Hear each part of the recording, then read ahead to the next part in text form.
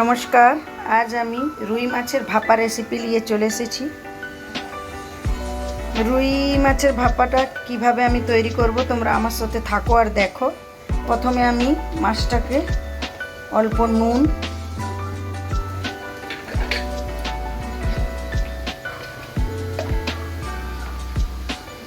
অল্প হলুদ দিয়ে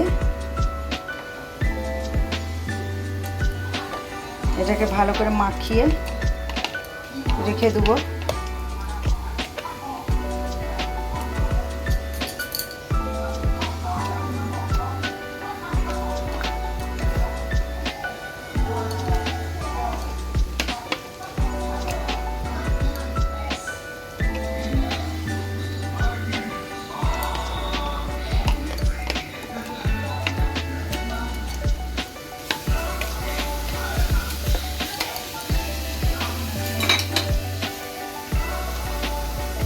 মাছটা নুন হলুদ মাখিয়ে আমি রেখে দেবো। মাছটাকে আমি পুরো কাঁচা তো রান্না করবো নি, অল্প ভেজে নেবো। কেন কি মাছটা একটু আঁশটানি গন্ধ ছাড়বে, ওই জন্য আমি অল্প ভাজবো, পুরো কাঁচা করবো নি। তাহলে চলো রেসিপিটা শুরু করি। 2 চামচ সাদা কালো সরষা আমার মিশানো আছে, 1 চামচ পোস্ত,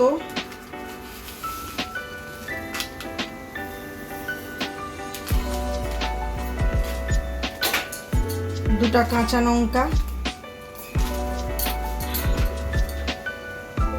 অল্প নুন দিয়ে এইটাকে পিষে নেবো। মশলাটা আমি একটা মশলা তৈরি করব। এতে আগে আমি বড় চামচের 2 চামচ আন্দাজে দই নিয়েছি।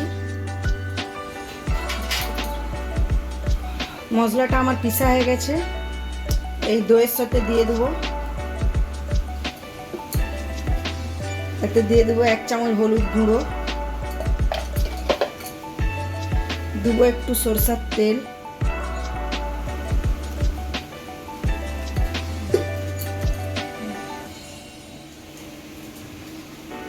এতে অল্প নুন দিয়ে দেবো। এগুলোকে এবার একটু ভালো করে মিশিয়ে মশলাটা রেখে দিই। ভালো করে দইটাকে ফেটিয়ে নেবো মশলার সাথে। দিয়েছি কড়াতে তেল দিয়ে দিলাম, তেল গরম হয়ে গেছে আমার। মাছগুলোকে আমি অল্প ভেজে নেবো, শুধু আঁশটানি গন্ধটা কাটানোর পরে।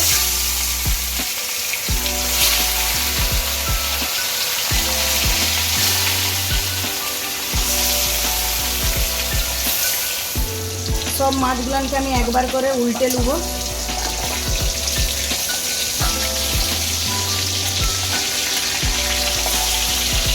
মাছগুলো আমার ভাজা হয়ে গেছে, শুধু 2 পিঠটাকে অল্প অল্প ভেজে দিয়েছি। এবার তুলে নেবো। আমি কুকারটা নিয়েছি, কুকারে জল বসিয়ে দিয়েছি, তাতে স্ট্যান্ডটা রাখলাম। তোমরা পারলে কড়াতেও কুকারের এই ঢাকনাটা লাগিয়ে দেবো। আমি সিটিটা খুলে নিয়েছি, ঢাকা দিয়ে 10 থেকে 15 মিনিট এটাকে ভাপা। টিফিন কৌটাতেই আমি ভাপা করব, ওই জন্য এতেই মাছগুলো তুলে দিয়েছি। এবার এই মশলাটা সরষা বাটা আর দইয়ের মশলাটা আমি এতেই দিয়ে দেবো।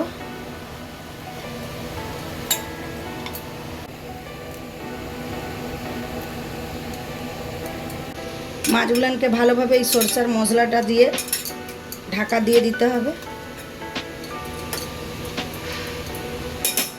এবার এতে আমি দিয়ে দেবো সরষার তেল,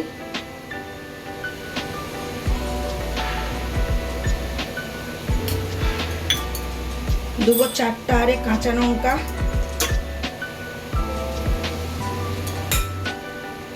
অল্প একটু এই বাটিটা ধোয়ার জলটা দিয়ে রাখবো, বাস। এবার আমি কৌটাটা ঢাকা দিয়ে এতে এইভাবে বস করে দেবো। 15 থেকে 20 মিনিট হয়ে গেছে। এবার আমি কুকারের ঢাকনাটা খুলে নেব, আর এবার কৌটাটা বের করে নেবো, গরম আছে এখন। ঢাকনাটা খুলে দেখবো এবার আমি। ও হেভি সুন্দর গন্ধ উঠছে, কিন্তু দেখতে ভালো লাগছে আর খেতেও কিন্তু দারুণ টেস্ট। তোমরা এই রেসিপিটা তৈরি করে খেয়ে দেখবে, আর ভালো লাগলে আমার চ্যানেলটাকে লাইক করবে, শেয়ার করবে আর সাবস্ক্রাইব করবে।